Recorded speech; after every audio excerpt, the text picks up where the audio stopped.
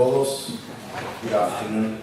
I apologize for not speaking French, and I'd like first to thank all the organizers of this very interesting meeting, especially Bernard Fay, who invited me to come. He first contacted me, Sylvie Lochal, and all the team that have made this meeting possible. I come from the Autonomous University of the State of Mexico. It's not the National University, it's not the University of Mexico, it's of the state that's around Mexico City. And we've been discussing over these past 2 days, and one question it has just risen in the discussion now, the sustainability of small-scale dairy farming. And that's the same question we asked ourselves. So I'd like to share with you the work we've been doing in 2 areas of the state of Mexico on assessing the sustainability of small-scale dairy farming with my colleague Benito Albarrán Portillo, who is here. Small-scale dairy systems in Mexico, some people have the idea that in Mexico dairying is undertaken in very large-scale farms, but over 80% of specialized dairy farms are small-scale, defined by the Mexican government as those farms with herds between 3 and 35 cows plus replacements. These systems are very important socially, being 80% of over 150,000 farms, and they produce about 37% of the national milk supply, generate, as we've seen over these past 2 days, employment opportunities. They provide income that enables families to be above poverty indices and use local natural resources. So the objective of our work was to assess the sustainability of small-scale dairy farms in 2 contrasting areas. One in a temperate area and one in a subtropical area in central Mexico. This is our country. It's the United States to the north, Guatemala and the rest of Central America to the south. It's a large country, 2 million square kilometers. France is about this area here. And here's where we are. In central Mexico, there's a mountain range that crosses the country at the waist of the country. It's around parallel 19, and in red you have the state of Mexico surrounding Mexico City here. And we work in the northeast of the state, in the community, the municipality of Faculco, on the temperate area. It's 2,440 meters above sea level, a subhumid temperate climate with rains concentrated in summer, around 700 millimeters rainfall, and a mean temperature of 13.2 degrees Celsius. And just 165 kilometers to the south, it's a completely different world. Here in Sacazonapan, there's going to be a quiz at the end of the seminar. Everybody should remember all the names of the places where we work. And it's at 1,470 meters above sea level, so it's an altitude gradient of over around 1,000 meters. And here is a humid subtropical climate, again with rains concentrated in the summer between May and November, a mean annual temperature of 23 degrees Celsius and 1,800 millimeters of rain. So just a few pictures so that you can put an image to what we're talking about. And when we met with Tahel yesterday, he was saying that he'd been reading some of our work and we found similarities. And as you can see, the pictures from Morocco I could use them to illustrate the same sort of systems. This is in Aculco, in the temperate area. Holsteins kept indoors, mostly milked by hand, family labor. The farmer, another member of the family, can be the son or the wife. Cotton carry, these are irrigated ryegrass, white clover pastures cut by hand and carried in pickup trucks. We are evaluating grazing these pastures. About a third of the farmers have machine milking, and but cows are mostly kept indoors. Based on family labor, some households are headed by women who do have a very important role.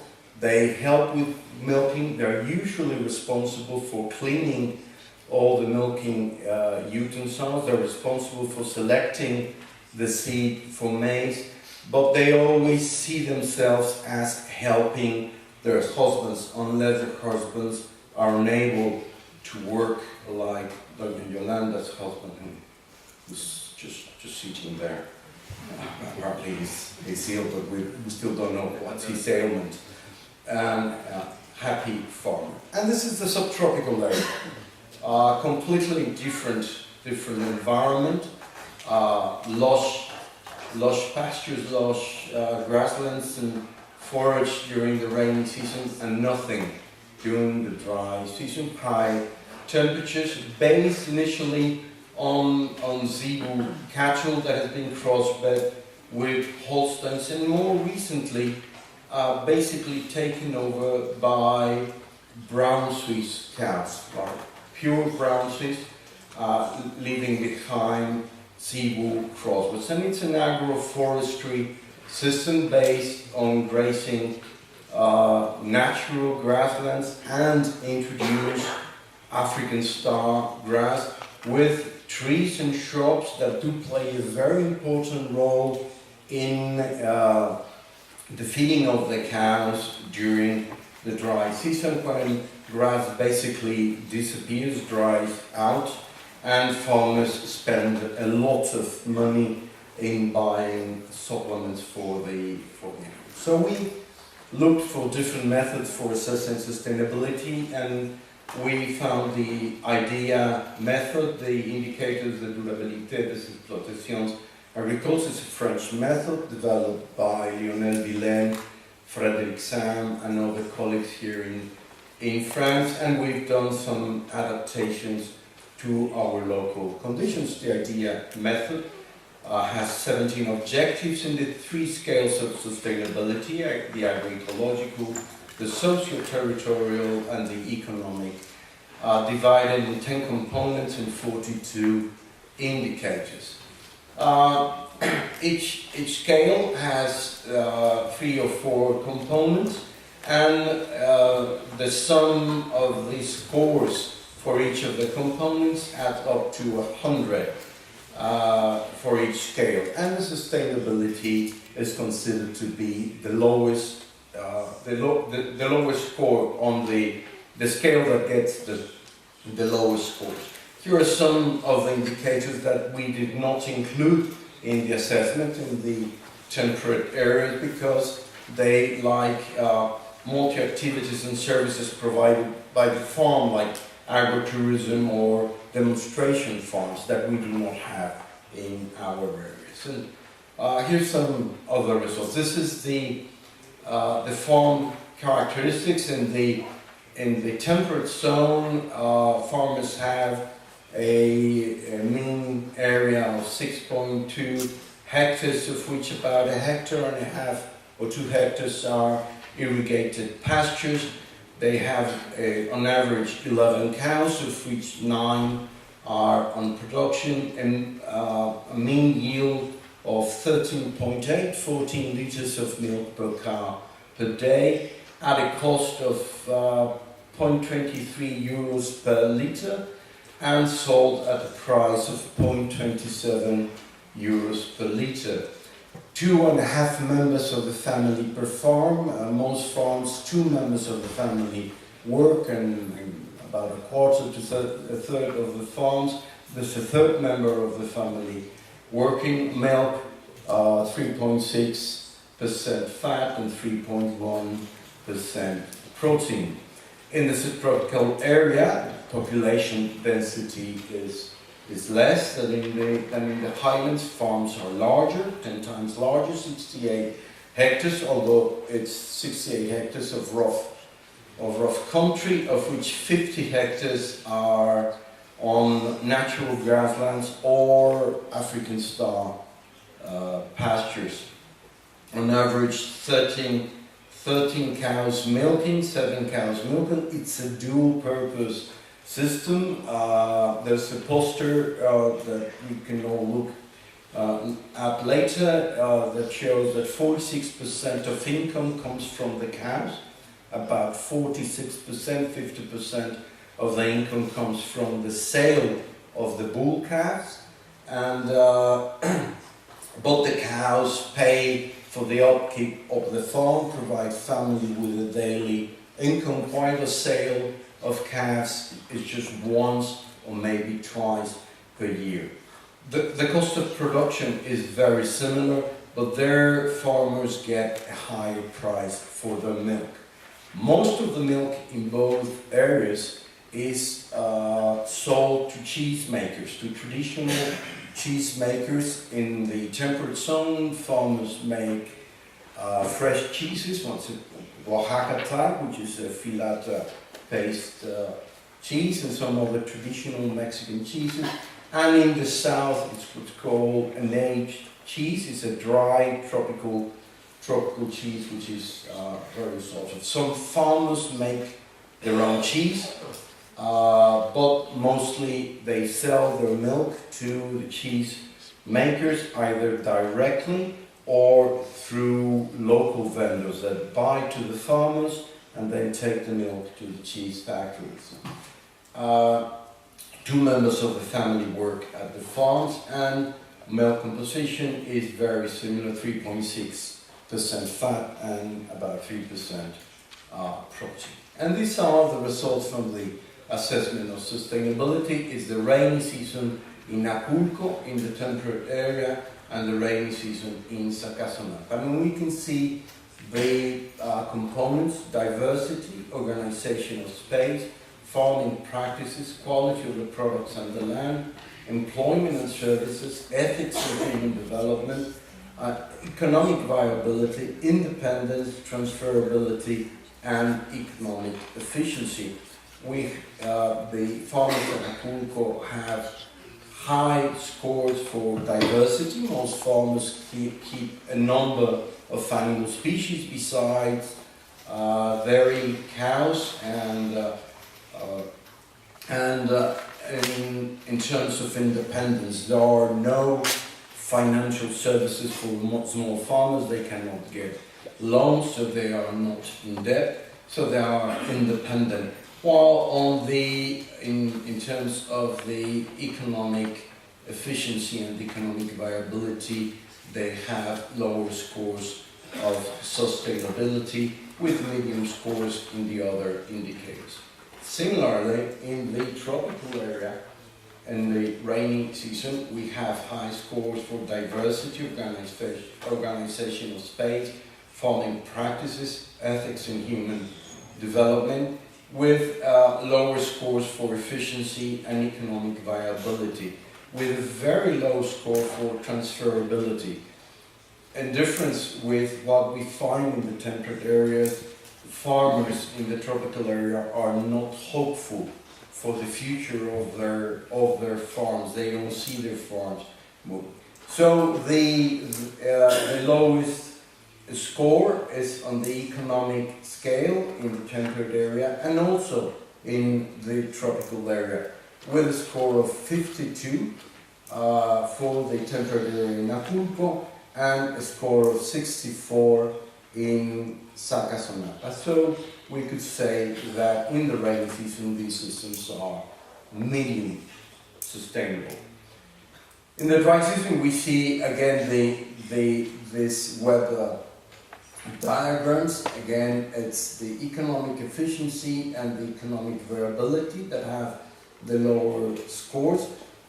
In the dry season, farmers do rely on a lot of bottom inputs Forages in the temperate area, forages, but mainly concentrate in the dry season. Again, a very low score for transferability.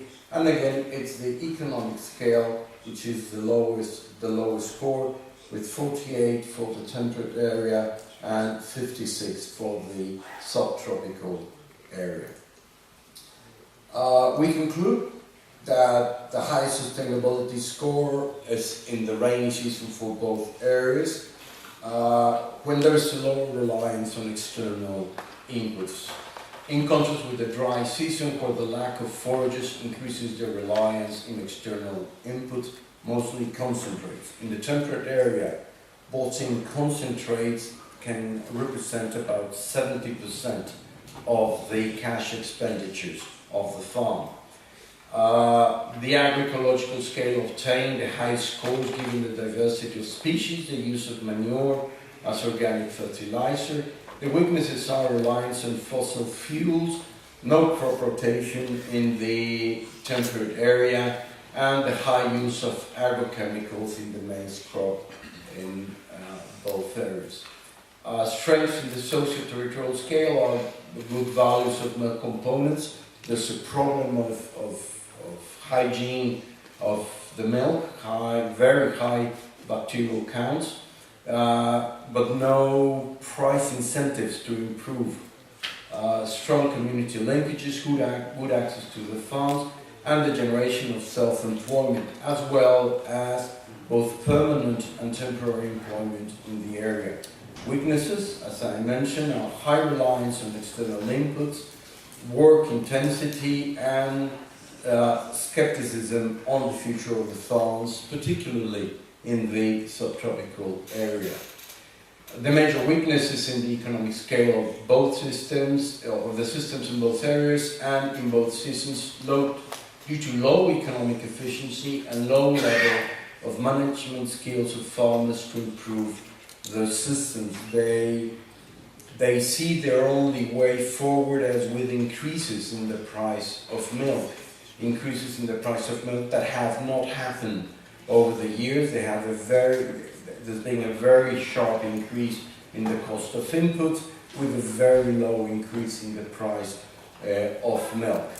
There's a high reliance of bolting inputs in all farms year-round at the temperate area, and during the dry season the subtropical dual-purpose farms, which result in high production costs and lower scores in the economic scale.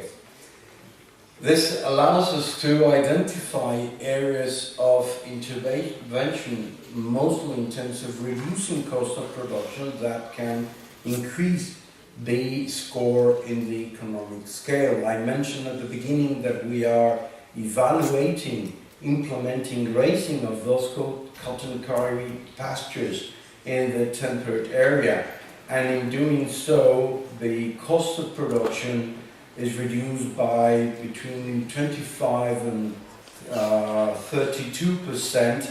This increases the efficiency of the production process, and the economic scales score. The score of the economic scale is improved by 5 points. So there's an area of opportunity there in reducing the cost of production and management decisions. The farms in the temperate area are small, and some of them have more cows than what they can carry, so reducing the size of the herds. And another conclusion is the idea method has worked finally for the assessing and comparing two very contrasting systems in their sustainability, pointing towards area of improvement. Muchas gracias.